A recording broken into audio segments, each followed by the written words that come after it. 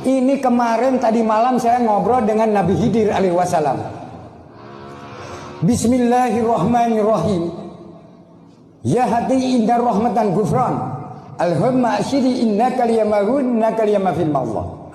Wa maqali inna rahmatan syir alayyamafil ma'allah. Alhaqqa liyamafil ma'allah.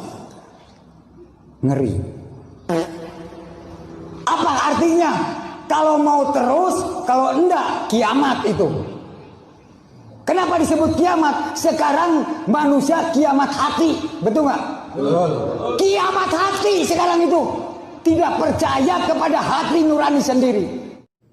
Bismillahirrahmanirrahim. Assalamualaikum warahmatullahi wabarakatuh. Sahabat beriman yang dimuliakan Allah, alhamdulillah kita bertemu lagi di channel ini. Sebelumnya aku doakan semoga sahabatku semua senantiasa berada di bawah perlindungan dari Allah Subhanahu wa Ta'ala. Amin ya Rabbal Alamin.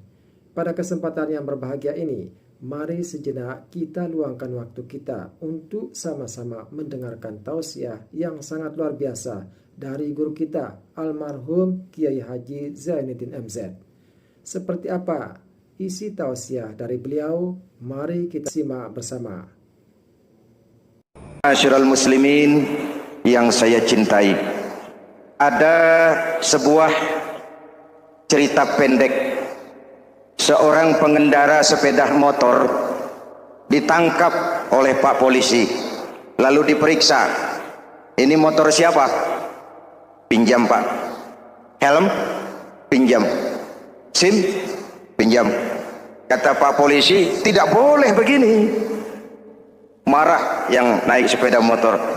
Pak Polisi bagaimana? Kok tidak boleh? Yang punya saja bilang boleh.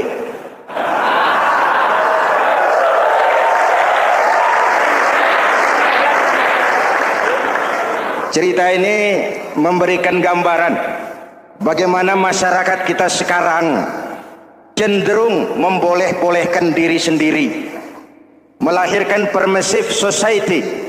Masyarakat serba boleh dengan ukuran sakarepe dewe. Itu sebabnya agama diturunkan. Dalam contoh yang indah, Rasul memberikan gambaran bahwa Islam ini bagaikan sebuah bangunan yang komponen pokoknya 5. Bunyal Islamu ala khamsin. Islam dibangun di atas 5 komponen pokok. Jadi kalau Islam ini ibarat bangunan, unsur penunjang pokoknya itu 5. Mari kita analogkan Islam dengan bangunan. Kalau saudara akan membangun rumah, sebelum pasang tiang, pasang genteng, pasang jendela, apa yang lebih dulu dibangun? Fondasi. Kalau Islam ibarat bangunan, fondasinya adalah syahadatu an la ilaha illallah wa anna muhammadar rasulullah. Ini fondasi. Jikalau kuat fondasi, aman bangunan. Jikalau rapuh fondasi, lentur dan luntur bangunan. Maka kuat atau tidak kuatnya bangunan Islam kita bergantung kepada keyakinan dasar tadi, fondasi. Saya bersaksi tidak ada Tuhan selain Allah, artinya saya tidak akan menyembah kecuali hanya kepada Allah. Orang yang benar fondasinya beres sujudnya. Kalau saya yakin tidak ada Tuhan selain Allah, saya tidak akan minta rezeki kecuali hanya kepada Allah. Orang yang benar fondasinya, giat bekerjanya, jauh dari tipu menipu, jauh dari renten, jauh dari riba, jauh dari korupsi, jauh dari judi. Keyakinan memberikan warna terhadap bentuk kepribadian. Kalau saya yakin tidak ada Tuhan selain Allah, saya tidak akan pernah takut kecuali hanya kepada Allah. Saya tidak akan melarikan persoalan kecuali hanya kepada Allah. Saya tidak akan menggantungkan hidup kecuali hanya kepada Allah. Saya tidak akan minta tolong kecuali hanya kepada Allah. Meresap ke dalam jiwa. Untuk keyakinan seperti ini, orang-orang tua kita dahulu berlinang air mata, bersimbah darah, bahkan berkorban nyawa, melaksanakan hijrah untuk mempertahankan keyakinan. Ini intan paling mahal dan ini mutiara paling berharga. Zaman boleh berubah, tapi pondasi tidak boleh goyah. Masa boleh berganti, tapi pondasi jangan sampai mati. Karena iman kita hidup, untuk iman kita berjuang, dan dalam iman kita ingin kembali menghadap Allah Subhanahu. Masih ingat cerita tentang Bilal? Masih? Mengulang kaji saja. Bilal itu budak sahaya. Ketika masuk Islam, dipanggil oleh majikannya. Bilal, iya bos. Saya dengar kamu masuk Islam ya? Iya bos. Kok berani-beraninya kamu masuk Islam? Memangnya kamu budak siapa Bilal? Ya budak bos. Bos. Kamu kerja sama siapa? Sama bos. Bos. Yang gaji kamu siapa? Ya bos. Nah, kamu kan ngerti Bilal. Kamu budak saya, kamu kerja dengan saya, yang gaji kamu saya, yang beri makan saya. Kenapa? Kok beraninya masuk Islam padahal kamu belum saya kasih izin? Bos, bos boleh beli badan saya, tapi jangan mimpi bisa membeli jiwa saya. Tuhan boleh kuasai badan saya, tapi jangan mimpi bisa menguasai keyakinan saya. Saya memang benar Tuhan yang gaji, tapi kan saya digaji, saya kerja. Kerja itu kewajiban saya, gaji itu hak saya. Soal keyakinan, jangan ikut campur bos. Kurang ajar kamu Bilal. Biarin. Bilal, begini saja. Kalau kau mau meninggalkan keyakinanmu, meninggalkan Allah Tuhanmu, kau akan kami merdekakan. Tapi kalau kau tetap dalam keyakinanmu, kamu akan saya siksa sampai mati. Bagaimana? Jangan mimpi bos. Lebih baik mati berkalang tanah daripada hidup bercermin bangkai. Biar saya gugur membela keyakinan daripada hidup jadi pencilat menjual akidah. Itu prinsip.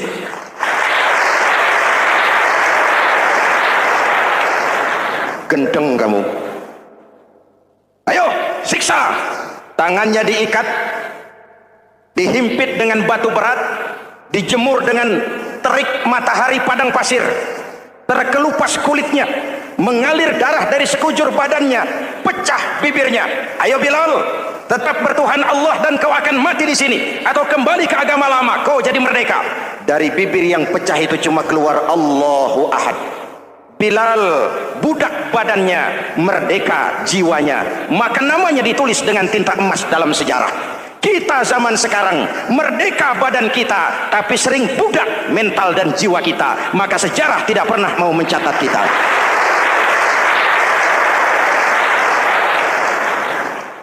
Masyarul muslimin yang saya cintai, fondasi sudah. Lalu apa lagi? Mulai memancangkan tiang. Tiangnya 5. Ada tiang namanya zuhur, asar, maghrib, subuh, isya. Tetapi agar bangunan menjadi kuat, ada tiang-tiang tambahan namanya rawatib dan nawafil. Rawatib itu ba'diyah atau qobliyah, nawafil itu di luar itu. Agar bangunan menjadi kuat, dibentuk pribadi lewat sholat. Apa filsafatnya? Pertama, sholat itu simbol penyerahan total kepada Allah. Kita ini sudah kontrak. Innallaha ashtara minal mu'minina anfusahum wa amwalahum bi anna lahumul jannah. Allah telah membeli dari orang-orang mukmin diri mereka, harta mereka, bagi mereka adalah surga. Penjual kita orang beriman, pembeli Allah, dagangannya amwal dan anfus, harganya adalah surga. Jelas? Penyerahan total itu dimulai dengan takbiratul ihram. Shalli fardal isya, Allahu akbar. Arahkan mata ke tempat kita sujud. Jangan lupa kalau sudah di atas, lupa dengan yang di bawah. Sudah jadi genteng, petatang peteteng di atas. Lalu bilang, merasa capek sendiri, kata genteng kepada tiang. Tiang, kamu sih enak, kata genteng. Saya setengah mati di atas. Kehujanan, kepanasan, kadang-kadang anak-anak nakal saya disambitin. Kata tiang, saudara genteng, ngomong jangan sembarangan ya. Kamu kira kamu bisa nongkrong dan nangkring di atas, itu gara-gara siapa genteng? Kan saya yang sokong dari bawah. Kamu jadi pejabat tinggi, jadi anggota ini, anggota itu. Kami rakyat yang angkat. Jangan sudah di atas kami ditekan. Jangan agama dijadikan topeng untuk kepentingan pribadi. Berpolitik untuk kepentingan agama, ayo. Tapi menjual agama untuk kepentingan politik, itu yang merusak agama.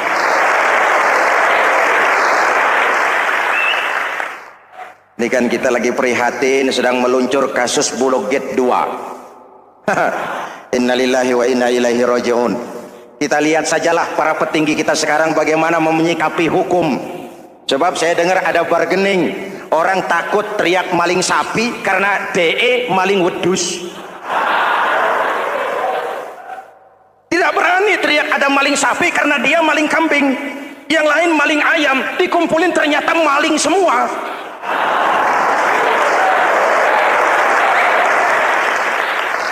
Hadirin yang saya hormati, ini melukai rasa keadilan. Oleh karena itu sholat mengajarkan kepada kita, dalam posisi berdiri lihat tempat sujudmu, jangan menteleng terus ke atas lalu lupa dari mana kita berangkat.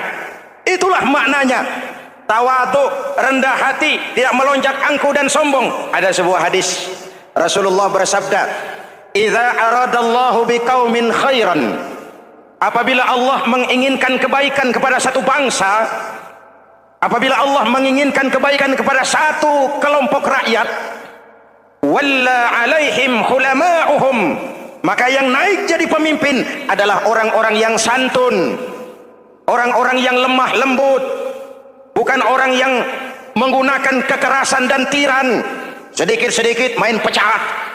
Itu terlambat lahir. Mestinya lahir di zaman Hitler, mestinya lahir di zaman Benito Mussolini, atau kalau mau lebih klasik lagi di zaman Fir'aun. Kalau Allah menginginkan kebaikan kepada satu masyarakat, satu bangsa, satu negara, naiklah orang-orang yang santun, yang ngayomi, yang menjadi solusi dan jalan keluar untuk kepentingan rakyatnya, mampu memberikan keteladanan. Saya tertarik dengan pidato Presiden Cina pada saat dilantik. Presiden Cina pasti tidak tahu Pancasila, pasti tidak kenal Islam, tapi pidato pelantikannya, berikan saya 100 peti mati, yang 99 akan saya pakai buat koruptor, yang satu akan saya pakai sendiri kalau kamu lihat saya tidak benar. Luar biasa. Yang diperlukan sekarang ini keteladanan, hulama'uhum, sikap ngayomi, mencari jalan keluar, bukan memamerkan kekuasaan, memamerkan kekuatan, arogansi, menghormati perbedaan. Itu ciri demokrasi.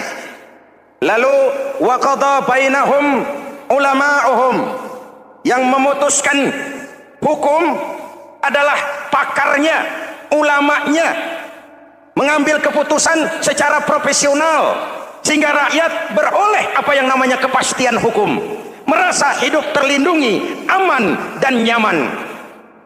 Lalu yang ketiga, wa ja'alal mala fi asqiyaihim, peredaran harta, pergerakan ekonomi berada di tangan orang-orang yang pemurah, yang tidak mau kaya sendiri, tidak mau senyum di atas penderitaan orang lain, menari di atas bangkai saudaranya. Hadirin yang saya hormati, ini cirinya.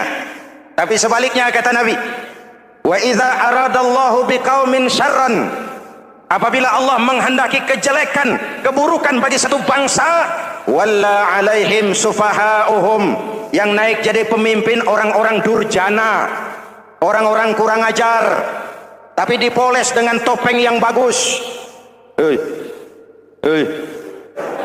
Ini musim topeng. Musim apa? Topeng. Topeng itu apa perlunya? Menyembunyikan wajah asli. Sekarang ini Dracula berwajah Arjuna. Ini musim topeng. Kita rakyat harus hati-hati dan punya filter, mampu memilah dan memilih. Walla alaihim sufaha'uhum wa qada bainahum juhaluhum, yang memutuskan hukum, yang mengambil keputusan orang-orang bodoh. Wa ja'alal mala fi bukhalaihim, peredaran harta, peredaran ekonomi jatuh di tangan orang-orang yang bakhil, yang tidak punya konsep menciptakan kemakmuran yang merata bagi seluruh rakyat Indonesia. Oke, kita kembali kepada tiang. Ini kan lagi cerita tiang tadi ya. Kalau sedang berdiri, lihat tempat sujud, jangan menteleng terus ke atas. Terserang penyakit tamak bin rakus alias serakah. Nah, selesai. Anggota badan yang paling terhormat ini kepala. Ketika sujud sama rendahnya dengan telapak kaki. Allahu Akbar, yang besar cuma Allah. Apa bedanya saya dengan saudara? Tidak ada, kecuali saya ngomong saudara dengerin. Kita sama-sama beribadah, sama-sama mencari nilai tambah di hadapan Allah. Apa saya lebih penting dari saudara? Belum tentu. Apa saya lebih hebat dari saudara? Belum tentu. Perasaan lebih penting, lebih hebat, lebih jago setan. Jelas? Ayo tundukkan kepala. Dia sama rendahnya dengan telapak kaki kita. Yang besar cuma Allah. Allahu Akbar. Lalu diakhiri dengan menebarkan salam. Assalamualaikum warahmatullah. Assalamualaikum warahmatullah. Menebarkan salam, mewujudkan rasa aman, damai, bukan menimbulkan keresahan. Hadirin yang saya hormati, ini karakteristik kita. Selesai sholat, kembali ke masyarakat, ajaran salam diterjemahkan.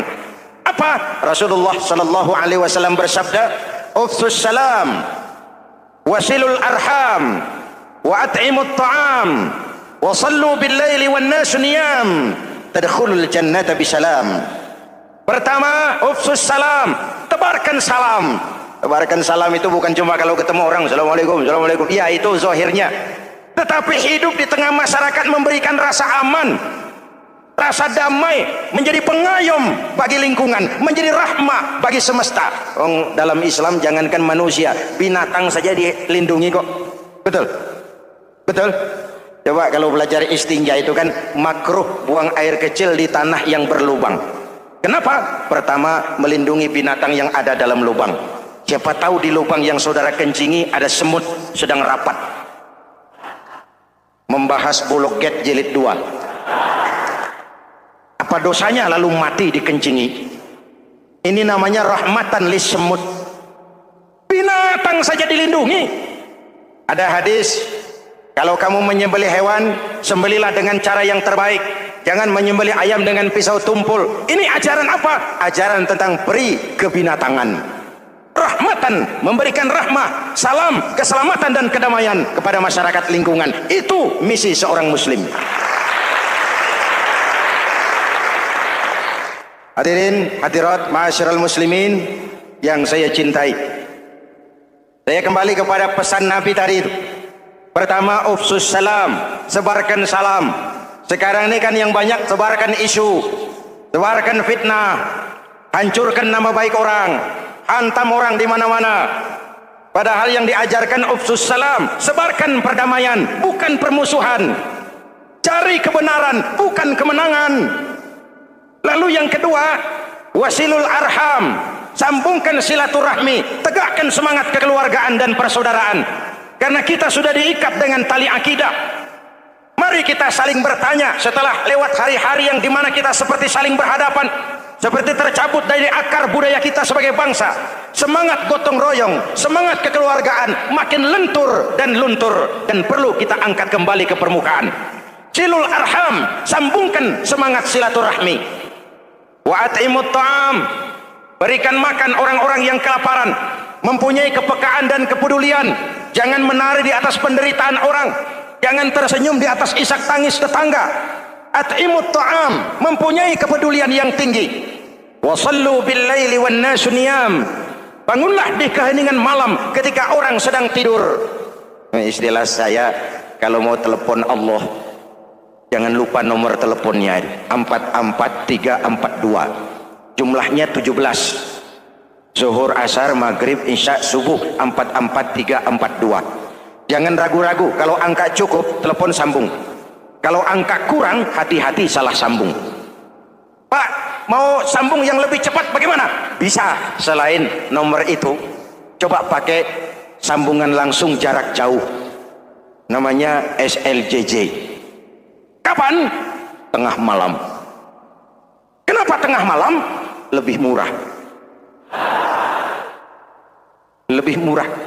Saluran kosong, telepon jarang yang pakai, orang banyak tidur. Wa minal laili fatahajjad bihi nafilatan lak asa ay yab'atsaka rabbuka maqaman mahmuda. Nun di keheningan malam, bangun. Seperti bapak-bapak, ibu-ibu sering bangun tengah malam ya, Bu? Ya. Ngapain? Kalau bangun tengah malamnya sih saya percaya, cuma urusannya apa?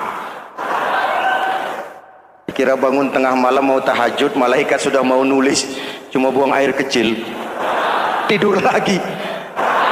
Hampir salah tulis saya.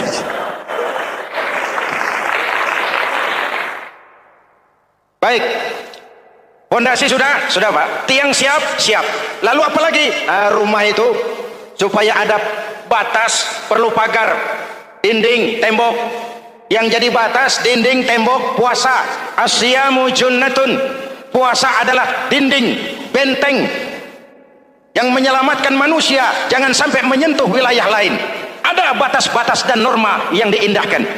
Selesai, tembok, dinding, selesai. Pagar, selesai. Lah rumah itu supaya bersih, kan harus ada kamar mandi, jendela, pintu yang fungsinya membersihkan zakat. Kalau dia zakatul mal, dia bersihkan harta kita. Kalau dia zakatul fitrah, dia bersihkan jiwa kita. Kalau dia zakatul tijarah, dia bersihkan bisnis kita. Kalau dia zakatul ma'adin, dia bersihkan barang tambang kita. Karena itu dalam kitab-kitab fikih dikatakan zakat itu adalah harta yang tu'khazu min aghniyaihim wa turaddu ila fuqaraihim. Kiai Haji Zainuddin Hamidi atau dikenal sebagai Kiai Haji Zainuddin MZ. Beliau lahir pada tanggal 2 Maret 1952. Kiai Haji Zainuddin MZ adalah seorang pemuka agama Islam di Indonesia yang populer melalui ceramahnya di radio dan televisi. Julukannya adalah Dai Berjuta Umat karena dakwahnya yang dapat menyentuh seluruh lapisan masyarakat. Dan ia pernah menjabat sebagai Ketua Umum Partai Bintang Reformasi, kemudian digantikan oleh Bursah Zarnubi. Kiai Haji Zainuddin MZ merupakan anak tunggal buah cinta pasangan Turmuzi dan Zainabun dari keluarga Betawi asli. Ayahnya yang pensiunan pegawai PLN adalah seorang yang taat beragama, sementara ibunya seorang ibu rumah tangga. Sejak umur 2 tahun, Kiai Haji Zainuddin MZ sudah ditinggal sang ayah. Untuk memenuhi kebutuhan hidupnya, sejak kecil Kiai Haji Zainuddin MZ sering membantu sang ibu untuk berjualan nasi uduk. Selama 6 tahun Kiai Haji Zainuddin MZ mengenyam pendidikan di bawah asuhan Kiai Haji Idam Chalid, ulama karismatik asal Kalimantan, sekaligus politisi ulung yang pernah menjabat sebagai Ketua MPR dan Ketua DPR pada periode 1971 sampai 1977. Kiai Haji Zainuddin MZ ini semakin dikenal masyarakat ketika ceramahnya mulai memasuki dunia rekaman. Kasetnya beredar bukan saja di seluruh pelosok Nusantara, tetapi juga ke beberapa negara Asia. Kiai Haji Zainuddin MZ pernah diangkat menjadi anggota Majelis Permusyawaratan Rakyat Republik Indonesia periode 1997 sampai 1999. Beliau pernah mengisi di suatu acara TV seperti acara Tabligh Akbar Ramadan, Indosiar mulai dari tahun 2000 sampai tahun 2001, acara TV pengantar sahur dan berbuka puasa, Indosiar dari tahun 1999 sampai 2002, dakwah puasa acara TV SCTV dari tahun 1991 sampai 2001. Kiai Haji Zainuddin MZ meninggal dunia pada 5 Juli 2011 dalam perjalanan menuju Rumah Sakit Pusat Pertamina karena serangan jantung dan gula darah. Ia meninggal setelah sarapan bersama keluarga di rumahnya Gandaria 1, Kebayoran Baru, Jakarta Selatan. Itulah biografi singkat dari beliau. Mari kita kirimkan Al-Fatihah untuk beliau, Kiai Haji Zainuddin MZ. Jikalau kuat fondasi, aman bangunan. Jikalau rapuh fondasi, lentur dan luntur bangunan. Maka kuat atau tidak kuatnya bangunan Islam kita bergantung kepada keyakinan dasar tadi, fondasi. Saya bersaksi tidak ada Tuhan selain Allah, artinya saya tidak akan menyembah kecuali hanya kepada Allah. Orang yang benar fondasinya beres sujudnya. Kalau saya yakin tidak ada Tuhan selain Allah, saya tidak akan minta rezeki kecuali hanya kepada Allah. Orang yang benar fondasinya giat bekerjanya, jauh dari tipu menipu, jauh dari renten, jauh dari riba, jauh dari korupsi, jauh dari judi. Keyakinan memberikan warna terhadap bentuk kepribadian. Kalau saya yakin tidak ada Tuhan selain Allah, saya tidak akan pernah takut kecuali hanya kepada Allah. Saya tidak akan melarikan persoalan kecuali hanya kepada Allah. Saya tidak akan menggantungkan hidup kecuali hanya kepada Allah. Saya tidak akan minta tolong kecuali hanya kepada Allah. Meresap ke dalam jiwa. Untuk keyakinan seperti ini, orang-orang tua kita dahulu berlinang air mata, bersimbah darah, bahkan berkorban nyawa, melaksanakan hijrah untuk mempertahankan keyakinan. Ini intan paling mahal dan ini mutiara paling berharga. Zaman boleh berubah, tapi fondasi tidak boleh goyah. Masa boleh berganti, tapi fondasi jangan sampai mati. Karena iman kita hidup, untuk iman kita berjuang, dan dalam iman kita ingin kembali menghadap Allah Subhanahu. Masih ingat cerita tentang Bilal? Masih? Mengulang kaji saja. Bilal itu budak sahaya. Ketika masuk Islam, dipanggil oleh majikannya. Bilal, iya bos. Saya dengar kamu masuk Islam ya? Iya bos. Kok berani-beraninya kamu masuk Islam? Memangnya kamu budak siapa Bilal? Ya budak bos. Bos. Kamu kerja sama siapa? Sama bos. Bos. Yang gaji kamu siapa? Ya bos. Nah, kamu kan ngerti Bilal. Kamu budak saya, kamu kerja dengan saya, yang gaji kamu saya, yang beri makan saya. Kenapa? Kok beraninya masuk Islam padahal kamu belum saya kasih izin? Bos, bos boleh beli badan saya, tapi jangan mimpi bisa membeli jiwa saya. Tuan boleh kuasai badan saya, tapi jangan mimpi bisa menguasai keyakinan saya. Saya memang benar Tuan yang gaji, tapi kan saya digaji, saya kerja. Kerja itu kewajiban saya, gaji itu hak saya. Soal keyakinan, jangan ikut campur bos. Kurang ajar kamu Bilal. Biarin. Bilal, begini saja. Kalau kau mau meninggalkan keyakinanmu, meninggalkan Allah Tuhanmu, kau akan kami merdekakan. Tapi kalau kau tetap dalam keyakinanmu, kamu akan saya siksa sampai mati. Bagaimana? Jangan mimpi bos. Lebih baik mati berkalang tanah daripada hidup bercermin bangkai. Biar saya gugur membela keyakinan daripada hidup jadi penjilat menjual akidah. Itu prinsip. Masya Allah, sangat luar biasa kajian yang sudah disampaikan oleh guru kita. Sahabat beriman yang dirahmati Allah, tetaplah di channel ini karena kajian ini belum selesai. Tentunya masih banyak lagi hal-hal menarik yang akan kita dengarkan bersama dari guru kita. Tetaplah di channel ini dan mari kita lanjutkan kembali. Selamat mendengarkan. Masya Allah, sangat luar biasa apa yang disampaikan oleh guru kita, almarhum Kiai Haji Zainuddin MZ. Sahabat beriman yang dirahmati Allah, jangan beranjak dulu. Tetaplah di channel ini, karena kajian ini belum selesai dan masih banyak lagi hal-hal yang menarik yang akan disampaikan oleh beliau. Maka dari itu tetaplah di sini dan mari kita lanjutkan kembali. Selamat mendengarkan. Gendeng kamu. Ayo, siksa. Tangannya diikat, dihimpit dengan batu berat, dijemur dengan terik matahari padang pasir, terkelupas kulitnya, mengalir darah dari sekujur badannya, pecah bibirnya. Ayo Bilal, tetap bertuhan Allah dan kau akan mati di sini, atau kembali ke agama lama, kau jadi merdeka. Dari bibir yang pecah itu cuma keluar Allahu Ahad. Bilal budak badannya, merdeka jiwanya, maka namanya ditulis dengan tinta emas dalam sejarah. Kita zaman sekarang merdeka badan kita, tapi sering budak mental dan jiwa kita, maka sejarah tidak pernah mau mencatat kita.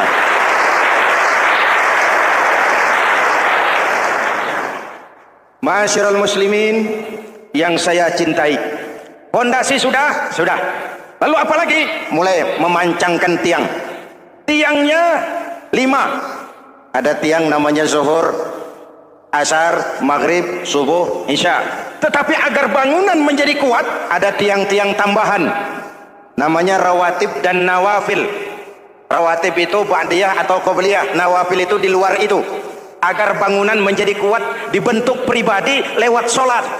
Apa filsafatnya? Pertama, sholat itu simbol penyerahan total kepada Allah. Kita ini sudah kontrak. Inna Allah astara minal mu'minina anfusahum wa amwalahum bi anna lahumul jannah. Allah telah membeli dari orang-orang mukmin diri mereka, harta mereka, bagi mereka adalah surga. Penjual kita orang beriman, pembeli Allah, dagangannya amwal dan anfus, harganya adalah surga. Jelas? Penyerahan total itu dimulai dengan takbiratul ihram. Shalli fardal isya, Allahu akbar. Arahkan mata ke tempat kita sujud. Jangan lupa kalau sudah di atas, lupa dengan yang di bawah. Sudah jadi genteng, petatang peteteng di atas. Lalu bilang, merasa capek sendiri, kata genteng kepada tiang. Tiang, kamu sih enak, kata genteng. Saya setengah mati di atas. Kehujanan, kepanasan, kadang-kadang anak-anak nakal saya disambitin. Kata tiang, saudara genteng, ngomong jangan sembarangan ya. Kamu kira kamu bisa nongkrong dan nangkring di atas, itu gara-gara siapa genteng? Kan saya yang sokong dari bawah. Kamu jadi pejabat tinggi, jadi anggota ini, anggota itu. Kami rakyat yang angkat. Jangan sudah di atas kami ditekan.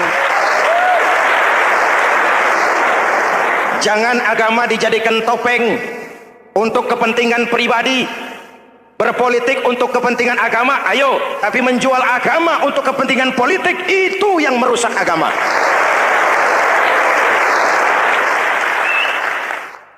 Ini kan kita lagi prihatin sedang meluncur kasus Bulog Gate 2. Innalillahi wa inna ilaihi raji'un. Kita lihat sajalah para petinggi kita sekarang bagaimana menyikapi hukum. Sebab saya dengar ada bargaining, orang takut teriak maling sapi karena DE maling wedus. Tidak berani teriak ada maling sapi karena dia maling kambing. Yang lain maling ayam, dikumpulin ternyata maling semua.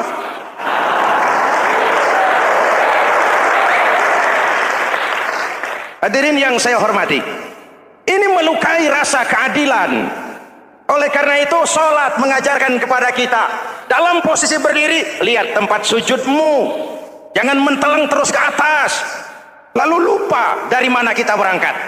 Itulah maknanya tawadhu, rendah hati, tidak melonjak angkuh dan sombong. Ada sebuah hadis Rasulullah bersabda, idza aradallahu biqaumin khairan, apabila Allah menginginkan kebaikan kepada satu bangsa, apabila Allah menginginkan kebaikan kepada satu kelompok rakyat, walla alaihim hulama'uhum, maka yang naik jadi pemimpin adalah orang-orang yang santun, orang-orang yang lemah lembut, bukan orang yang menggunakan kekerasan dan tiran, sedikit-sedikit main pecat. Itu terlambat lahir. Mestinya lahir di zaman Hitler, mestinya lahir di zaman Benito Mussolini, atau kalau mau lebih klasik lagi di zaman Fir'aun. Kalau Allah menginginkan kebaikan kepada satu masyarakat, satu bangsa, satu negara, naiklah orang-orang yang santun, yang ngayomi, yang menjadi solusi dan jalan keluar untuk kepentingan rakyatnya, mampu memberikan keteladanan. Saya tertarik dengan pidato Presiden Cina pada saat dilantik. Presiden Cina pasti tidak tahu Pancasila, pasti tidak kenal Islam, tapi pidato pelantikannya, berikan saya 100 peti mati, yang 99 akan saya pakai buat koruptor, yang satu akan saya pakai sendiri kalau kamu lihat saya tidak benar. Luar biasa. Yang diperlukan sekarang ini keteladanan, hulama'uhum, sikap ngayomi, mencari jalan keluar, bukan memamerkan kekuasaan, memamerkan kekuatan, arogansi, menghormati perbedaan. Itu ciri demokrasi. Lalu wa qadha bainahum ulama'uhum, yang memutuskan hukum adalah pakarnya, ulamanya, mengambil keputusan secara profesional sehingga rakyat beroleh apa yang namanya kepastian hukum, merasa hidup terlindungi, aman dan nyaman. Lalu yang ketiga, wa ja'alal mala fi askhiyaihim, peredaran harta, pergerakan ekonomi berada di tangan orang-orang yang pemurah, yang tidak mau kaya sendiri, tidak mau senyum di atas penderitaan orang lain, menari di atas bangkai saudaranya. Hadirin yang saya hormati, ini cirinya. Tapi sebaliknya kata Nabi, wa idza aradallahu biqaumin syarran, apabila Allah menghendaki kejelekan, keburukan bagi satu bangsa, walla alaihim sufaha'uhum, yang naik jadi pemimpin orang-orang durjana, orang-orang kurang ajar, tapi dipoles dengan topeng yang bagus. Ini musim topeng. Musim apa? Topeng. Topeng itu apa perlunya? Menyembunyikan wajah asli. Sekarang ini Dracula berwajah Arjuna. Ini musim topeng. Kita rakyat harus hati-hati dan punya filter, mampu memilah dan memilih.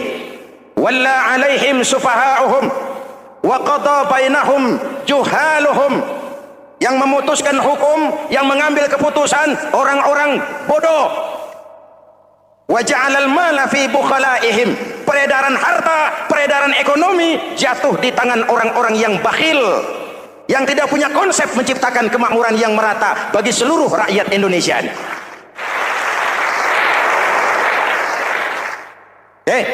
Kita kembali kepada tiang. Ini kan lagi cerita tiang tadi ya. Kalau sedang berdiri, lihat tempat sujud, jangan menteleng terus ke atas. Terserang penyakit tamak bin rakus alias serakah. Nah, selesai. Anggota badan yang paling terhormat ini kepala. Ketika sujud, sama rendahnya dengan telapak kaki. Allahu Akbar, yang besar cuma Allah.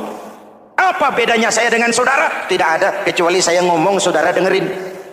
Kita sama-sama beribadah, sama-sama mencari nilai tambah di hadapan Allah. Apa saya lebih penting dari saudara? Belum tentu. Apa saya lebih hebat dari saudara? Belum tentu. Perasaan lebih penting, lebih hebat, lebih jago setan. Jelas? Ayo tundukkan kepala. Dia sama rendahnya dengan telapak kaki kita. Yang besar cuma Allah. Allahu Akbar. Lalu diakhiri dengan menebarkan salam. Assalamualaikum warahmatullah. Assalamualaikum warahmatullah. Menebarkan salam, mewujudkan rasa aman, damai, bukan menimbulkan keresahan. Hadirin yang saya hormati, ini karakteristik kita. Selesai sholat, kembali ke masyarakat, ajaran salam diterjemahkan. Apa? Rasulullah Sallallahu Alaihi Wasallam bersabda, "Ufsus salam, wasilul arham, wa at'imut ta'am, wa sallu bil laili wan nasu niyam, tadkhulul jannata bisalam." Pertama, ufsus salam, tebarkan salam. Tebarkan salam itu bukan cuma kalau ketemu orang, assalamualaikum, assalamualaikum. Ya, itu zahirnya. Tetapi hidup di tengah masyarakat memberikan rasa aman, rasa damai, menjadi pengayom bagi lingkungan, menjadi rahmah bagi semesta. Dalam Islam jangankan manusia, binatang saja dilindungi kok. Betul? Betul? Coba kalau belajar istinja itu kan makruh buang air kecil di tanah yang berlubang. Kenapa? Pertama, melindungi binatang yang ada dalam lubang. Siapa tahu di lubang yang saudara kencingi ada semut sedang rapat. Membahas Bologet jilid 2. Apa dosanya lalu mati dikencingi? Ini namanya rahmatan lis semut. Binatang saja dilindungi. Ada hadis, kalau kamu menyembelih hewan, sembelilah dengan cara yang terbaik. Jangan menyembelih ayam dengan pisau tumpul. Ini ajaran apa? Ajaran tentang peri kebinatangan. Rahmatan, memberikan rahmah, salam, keselamatan dan kedamaian kepada masyarakat lingkungan. Itu misi seorang muslim. Hadirin, hadirat, ma'asyiral muslimin yang saya cintai. Saya kembali kepada pesan Nabi tadi itu. Pertama, ufsus salam, sebarkan salam. Sekarang ini kan yang banyak sebarkan isu, sebarkan fitnah, hancurkan nama baik orang, hantam orang di mana-mana. Padahal yang diajarkan ufsus salam, sebarkan perdamaian, bukan permusuhan. Cari kebenaran, bukan kemenangan. Lalu yang kedua, wasilul arham, sambungkan silaturahmi, tegakkan semangat kekeluargaan dan persaudaraan. Karena kita sudah diikat dengan tali akidah. Mari kita saling bertanya setelah lewat hari-hari yang dimana kita seperti saling berhadapan, seperti tercabut dari akar budaya kita sebagai bangsa. Semangat gotong royong, semangat kekeluargaan makin lentur dan luntur, dan perlu kita angkat kembali ke permukaan. Silul arham, sambungkan semangat silaturahmi. Wa at'imut ta'am, berikan makan orang-orang yang kelaparan, mempunyai kepekaan dan kepedulian. Jangan menari di atas penderitaan orang, jangan tersenyum di atas isak tangis tetangga. At'imut ta'am, mempunyai kepedulian yang tinggi. Wa sallu bil laili wan nasu niyam, bangunlah di keheningan malam ketika orang sedang tidur. Istilah saya, kalau mau telepon Allah, jangan lupa nomor teleponnya itu 44342, jumlahnya 17. Zuhur, asar, maghrib, isya, subuh 44342. Jangan ragu-ragu, kalau angka cukup telepon sambung, kalau angka kurang hati-hati salah sambung. Pak, mau sambung yang lebih cepat bagaimana? Bisa, selain nomor itu coba pakai sambungan langsung jarak jauh. namanya SLJJ. Kapan? Tengah malam. Kenapa tengah malam? Lebih murah. Lebih murah. Saluran kosong, telepon jarang yang pakai, orang banyak tidur. Wa minal laili fatahajjad bihi nafilatan lak asa ayyab'atsaka rabbuka maqaman mahmuda. Nun di keheningan malam, bangun. Seperti bapak-bapak ibu-ibu sering bangun tengah malam ya Bu? Ya. Ngapain? Kalau bangun tengah malamnya sih saya percaya, cuma urusannya apa? Kira bangun tengah malam mau tahajud, malaikat sudah mau nulis, cuma buang air kecil, tidur lagi. Hampir salah tulis saya.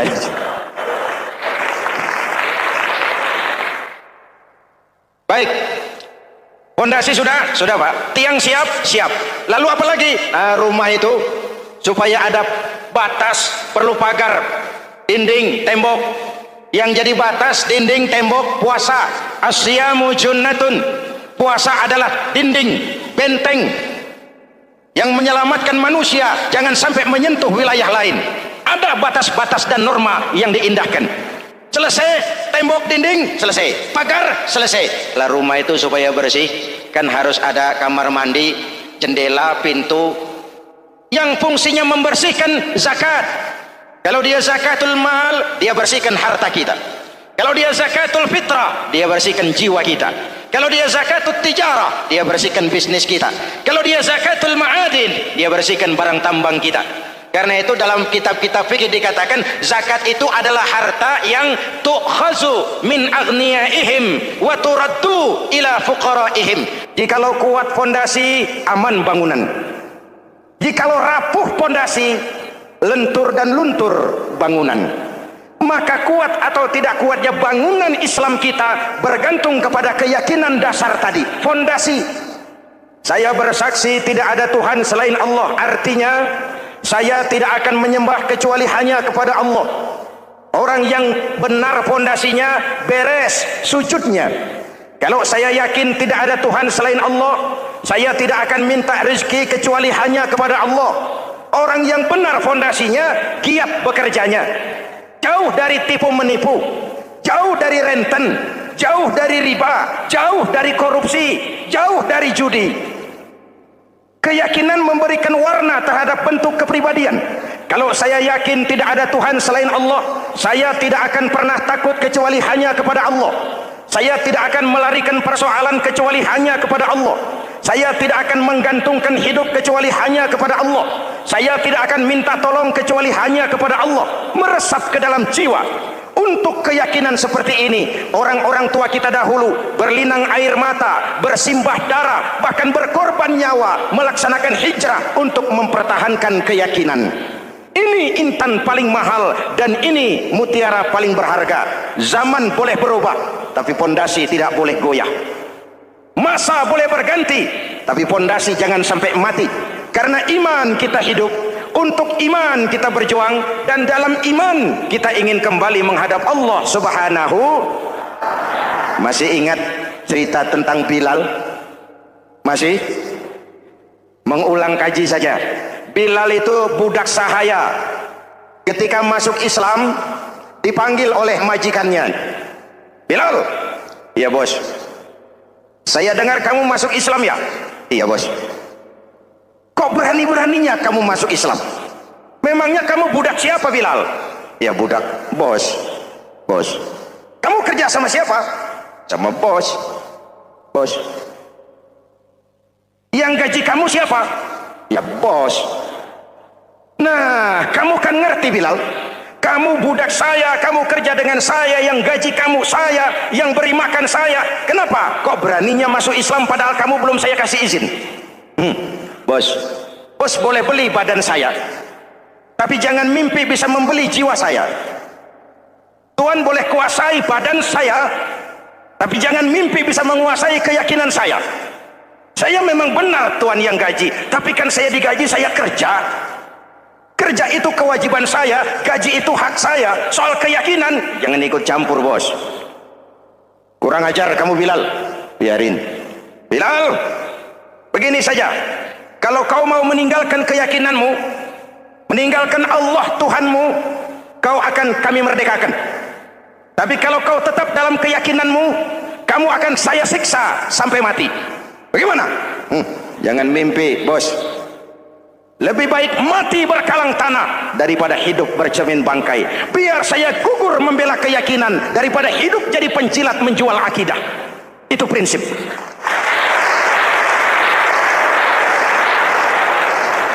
Genteng kamu. Ayo, siksa. Tangannya diikat, dihimpit dengan batu berat, dijemur dengan terik matahari padang pasir, terkelupas kulitnya, mengalir darah dari sekujur badannya, pecah bibirnya. Ayo Bilal, tetap bertuhan Allah dan kau akan mati di sini, atau kembali ke agama lama, kau jadi merdeka. Dari bibir yang pecah itu cuma keluar Allahu Ahad. Bilal, budak badannya, merdeka jiwanya, maka namanya ditulis dengan tinta emas dalam sejarah. Kita zaman sekarang merdeka badan kita, tapi sering budak mental dan jiwa kita, maka sejarah tidak pernah mau mencatat kita.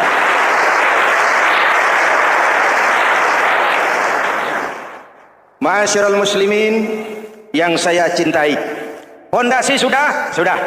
Lalu apa lagi? Mulai memancangkan tiang.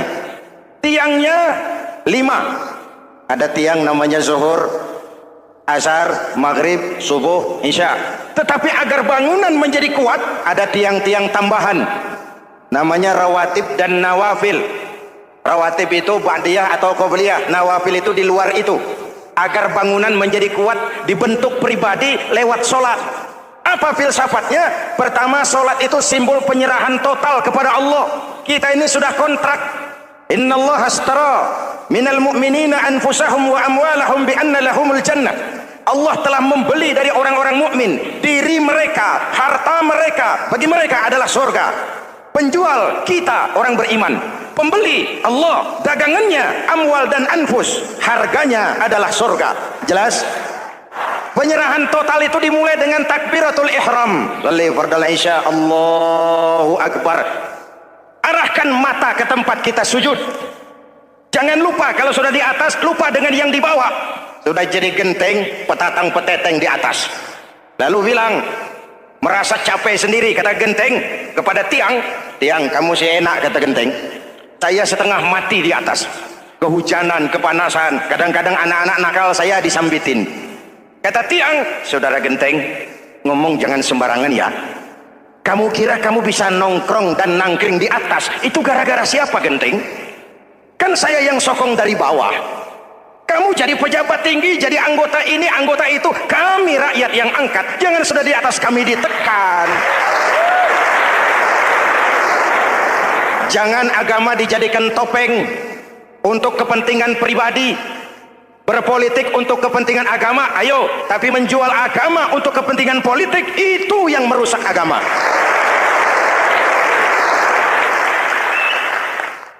Ini kan kita lagi prihatin, sedang meluncur kasus Bulog Gate 2.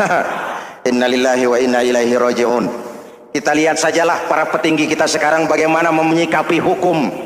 Sebab saya dengar ada bargaining. Orang takut teriak maling sapi karena DE maling wedus.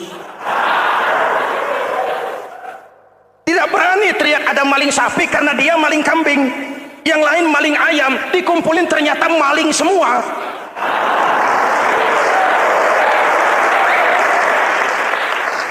Hadirin yang saya hormati, ini melukai rasa keadilan. Oleh karena itu sholat mengajarkan kepada kita dalam posisi berdiri, lihat tempat sujudmu, jangan menteleng terus ke atas lalu lupa dari mana kita berangkat. Itulah maknanya tawadhu, rendah hati, tidak melonjak angkuh dan sombong. Ada sebuah hadis Rasulullah bersabda, idza aradallahu biqaumin khairan, apabila Allah menginginkan kebaikan kepada satu bangsa, apabila Allah menginginkan kebaikan kepada satu kelompok rakyat, walla alaihim hulama'uhum, maka yang naik jadi pemimpin adalah orang-orang yang santun, orang-orang yang lemah lembut, bukan orang yang menggunakan kekerasan dan tiran, sedikit-sedikit main pecat, itu terlambat lahir. Mestinya lahir di zaman Hitler, mestinya lahir di zaman Benito Mussolini, atau kalau mau lebih klasik lagi di zaman Fir'aun. Kalau Allah menginginkan kebaikan kepada satu masyarakat, satu bangsa, satu negara, naiklah orang-orang yang santun, yang ngayomi, yang menjadi solusi dan jalan keluar untuk kepentingan rakyatnya, mampu memberikan keteladanan. Saya tertarik dengan pidato Presiden Cina pada saat dilantik. Cina, Presiden Cina pasti tidak tahu Pancasila, pasti tidak kenal Islam. Tapi pidato pelantikannya, berikan saya 100 peti mati, yang 99 akan saya pakai buat koruptor, yang satu akan saya pakai sendiri kalau kamu lihat saya tidak benar. Luar biasa. Yang diperlukan sekarang ini keteladanan, hulama'uhum, sikap ngayomi, mencari jalan keluar, bukan memamerkan kekuasaan, memamerkan kekuatan, arogansi, menghormati perbedaan. Itu ciri demokrasi.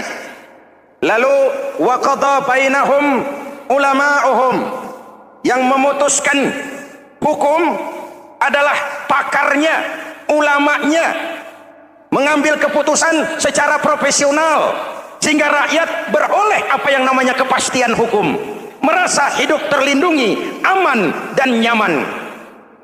Lalu yang ketiga, wa ja'alal mala fi askhiyaihim, peredaran harta, pergerakan ekonomi berada di tangan orang-orang yang pemurah, yang tidak mau kaya sendiri, tidak mau senyum di atas penderitaan orang lain, menari di atas bangkai saudaranya.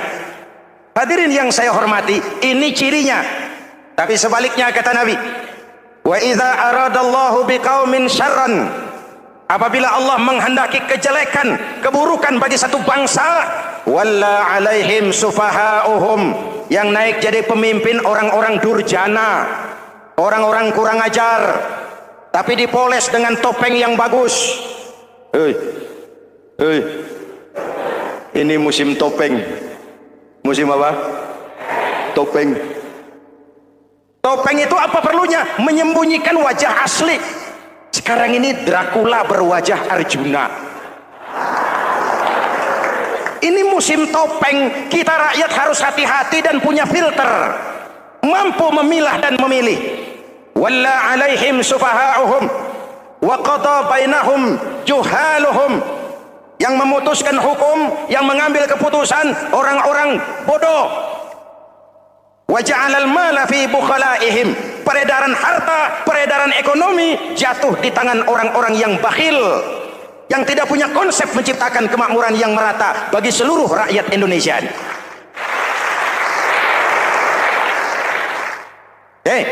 Kita kembali kepada tiang. Ini kan lagi cerita tiang tadi ya. Kalau sedang berdiri, lihat tempat sujud, jangan menteleng terus ke atas. Terserang penyakit tamak bin rakus alias serakah. Nah, selesai. Anggota badan yang paling terhormat ini kepala. Ketika sujud, sama rendahnya dengan telapak kaki. Allahu Akbar, yang besar cuma Allah. Apa bedanya saya dengan saudara? Tidak ada, kecuali saya ngomong saudara dengerin.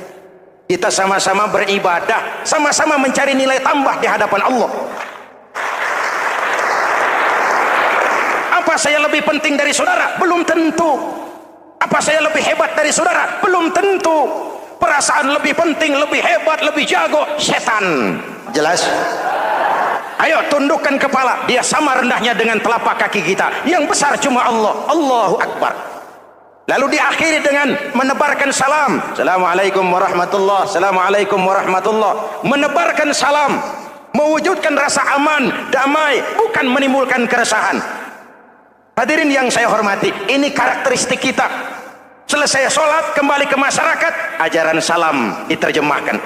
Apa? Rasulullah sallallahu alaihi wasallam bersabda, ufsus salam, wasilul arham, wa at'imut ta'am, wa sallu bil laili wan nasu niyam, tadkhulul jannata bisalam. Pertama, ufsus salam, tebarkan salam. Tebarkan salam itu bukan cuma kalau ketemu orang, assalamualaikum, assalamualaikum. Ya, itu zahirnya. tetapi hidup di tengah masyarakat memberikan rasa aman, rasa damai, menjadi pengayom bagi lingkungan, menjadi rahmah bagi semesta. Dalam Islam jangankan manusia, binatang saja dilindungi kok. Betul? Betul? Coba kalau belajar istinja itu kan makruh buang air kecil di tanah yang berlubang. Kenapa? Pertama, melindungi binatang yang ada dalam lubang. Siapa tahu di lubang yang saudara kencingi ada semut sedang rapat membahas Bulog Gate jilid 2. Apa dosanya lalu mati dikencingi? Ini namanya rahmatan lis semut. Binatang saja dilindungi. Ada hadis, kalau kamu menyembelih hewan, sembelilah dengan cara yang terbaik. Jangan menyembelih ayam dengan pisau tumpul. Ini ajaran apa? Ajaran tentang peri kebinatangan. Rahmatan, memberikan rahmah, salam, keselamatan dan kedamaian kepada masyarakat lingkungan. Itu misi seorang muslim. Hadirin, hadirat, ma'asyiral muslimin yang saya cintai. Saya kembali kepada pesan Nabi tadi itu. Pertama, ufsus salam, sebarkan salam. Sekarang ini kan yang banyak sebarkan isu, sebarkan fitnah, hancurkan nama baik orang, hantam orang di mana-mana. Padahal yang diajarkan ufsus salam, sebarkan perdamaian, bukan permusuhan. Cari kebenaran, bukan kemenangan. Lalu yang kedua, wasilul arham, sambungkan silaturahmi, tegakkan semangat kekeluargaan dan persaudaraan. Karena kita sudah diikat dengan tali akidah. Mari kita saling bertanya setelah lewat hari-hari yang dimana kita seperti saling berhadapan, seperti tercabut dari akar budaya kita sebagai bangsa. Semangat gotong royong, semangat kekeluargaan makin lentur dan luntur, dan perlu kita angkat kembali ke permukaan. Silul arham, sambungkan semangat silaturahmi. Wa at'imut ta'am, berikan makan orang-orang yang kelaparan, mempunyai kepekaan dan kepedulian. Jangan menari di atas penderitaan orang, jangan tersenyum di atas isak tangis tetangga. At'imut ta'am, mempunyai kepedulian yang tinggi. Wa sallu bil laili wan nasu niyam, bangunlah di keheningan malam ketika orang sedang tidur. Istilah saya, kalau mau telepon Allah, jangan lupa nomor teleponnya, 44342, jumlahnya 17. Zuhur, asar, maghrib, isya, subuh, 44342. Jangan ragu-ragu, kalau angka cukup telepon sambung, kalau angka kurang hati-hati salah sambung. Pak, mau sambung yang lebih cepat bagaimana? Bisa, selain nomor itu coba pakai sambungan langsung jarak jauh, namanya SLJJ. Kapan? Tengah malam. Kenapa tengah malam? Lebih murah. Lebih murah. Saluran kosong, telepon jarang yang pakai, orang banyak tidur. Wa minal laili fatahajjad bihi nafilatan lak asa ay yab'atsaka rabbuka maqaman mahmuda. Nun di keheningan malam, bangun. Seperti bapak-bapak, ibu-ibu sering bangun tengah malam ya, Bu? Ya. Ngapain? Kalau bangun tengah malamnya sih saya percaya, cuma urusannya apa? Kira bangun tengah malam mau tahajud, malaikat sudah mau nulis, cuma buang air kecil, tidur lagi. Hampir salah tulis saya.